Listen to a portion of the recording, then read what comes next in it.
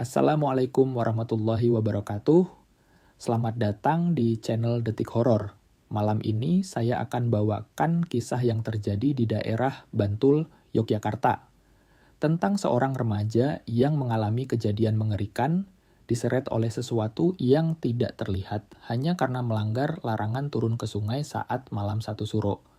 Cerita ini banyak disaksikan warga, dan korban sendiri masih hidup, tapi tak pernah berkata sepatah kata pun lagi.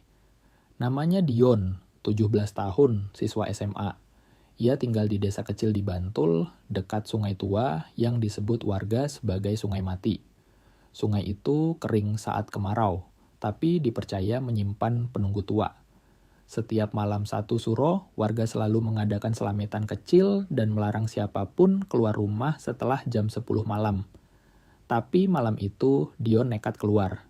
Ia janjian dengan temannya untuk nongkrong dan bermain gitar di tepi jembatan dekat sungai. "Nggak apa-apa cuy, cuman mitos doang. Emang penunggunya baperan?" kata Dion sambil tertawa. Jam 11 malam, Dion duduk sendirian di pinggir jembatan sambil menunggu temannya yang katanya telat. Tiba-tiba, angin dingin berhembus kuat dan dari dasar sungai terdengar suara gamelan. Pelan, mengalun lirih. Ting, ting, dung, ting. Dion memanggil temannya lewat HP. Tapi tak ada sinyal. Saat ia hendak pergi, kakinya berat seperti tertahan. Ia melihat ke bawah. Tak ada apa-apa, tapi ia merasa tubuhnya seperti ditarik ke belakang. Dion berusaha berteriak, tapi suara gamelan makin keras. Tubuhnya mulai terangkat, dan ia diseret ke bawah jembatan ke arah sungai kering yang penuh batu. Beberapa warga yang rumahnya dekat mendengar teriakan, lalu berhamburan keluar. Tapi tak ada siapapun. Salah satu warga melihat jejak kaki Dion di tanah yang berakhir di tengah sungai kering, lalu menghilang. Warga menyisir daerah sekitar sampai fajar. Pagi harinya, Dion ditemukan terlentang di bawah pohon besar, sekitar 500 meter dari jembatan. Tubuhnya penuh luka seperti cakaran, matanya terbuka, tapi kosong.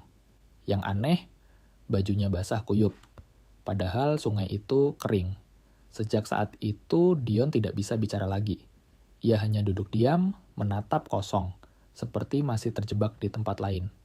Wingi-wengi suro, Dion melebu jalur sukmo.